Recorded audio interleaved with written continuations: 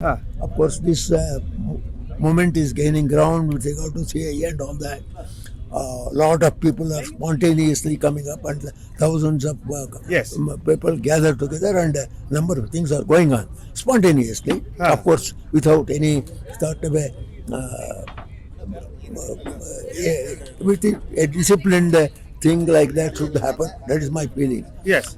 That apart, you see, Modi and Shah, they are trying to divert our attention. Right. These things, so that they will not speak about the present plight of India. Farmers, jobs, everything. Economy, everything, and Right. hospital deaths, to children, and all that. That's right. All that is being Correct. just to avoid speaking Absolutely. about it. Yeah. And actually, as a matter of fact, he had to say several things and also do several things to redress all this. Absolutely. But he is trying only to divert, Yeah. and therefore he does not speak about these problems that are burning problems of the day.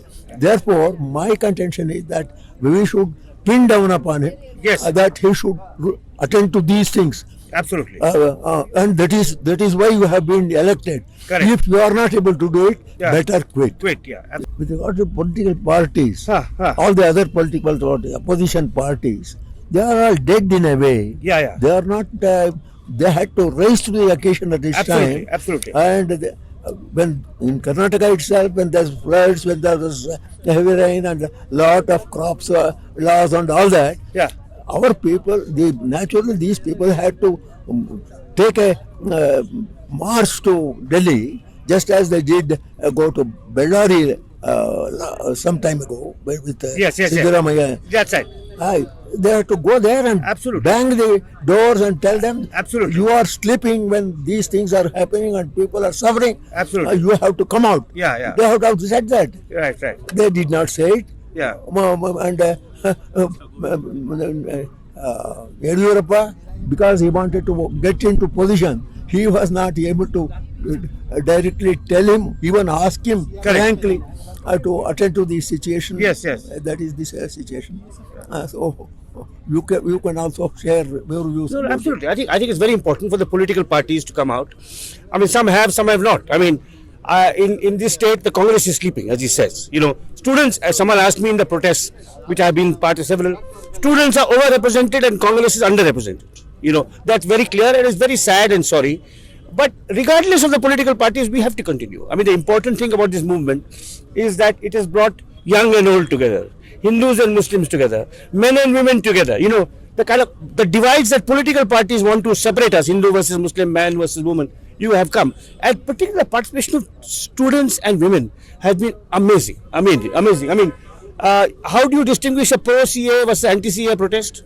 Pro-CA is only men. There are no women in it. Okay, there you can see that. Pro-CA, there are no Muslims in it. Anti-CA, the Hindus and Muslims in it. Right. So you can see all this very, very clearly.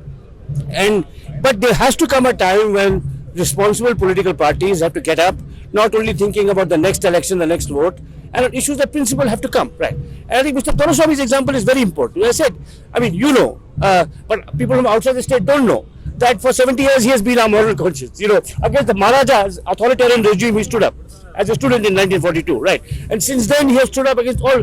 So it's people like him who must give us hope, and the students must be inspired by him, people like him, and throw up their own Doraiswamis. I'm sure this movement will throw up its own HS Doraiswamis and contribute to our public life like he is.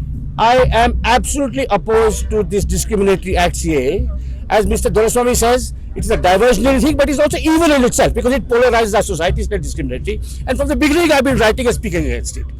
And whenever I'm in Bangalore, if I can, I come for a protest. In this particular case, my personal reservations about CAA, my ideological opposition to the government, is strengthened by my admiration of Mr. Doraiswamy. As I said, in the 1980s, when I was a student, I used to be with him in movements for farmers' rights. He was then already. He had been in public life 40 years. And he had been in jail in the emergency, jail in Quit India movement, and in the Gandhi Peace Foundation, Kumara Park. I used to come and listen to him. I was a young student inspired by him then, and in my 60s, I'm still inspired by him. So when Srinivas told me, a mutual friend told me, Doraswamy is on fast for this term. I said, of course I will come. With your teacher. I'm with my teacher, my mentor. He's the moral conscience of our state.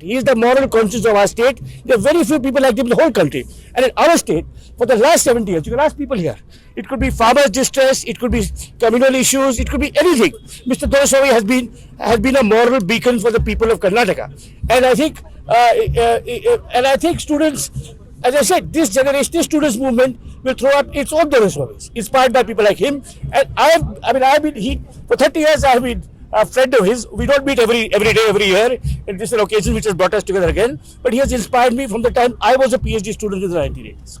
ಹೆಚ್ಚಿನ ವಿಡಿಯೋಗಳಿಗೆ ಪ್ರತಿಧ್ವನಿ YouTube channel subscribe ಮಾಡಿ, bell icon click ಮಾಡಿ.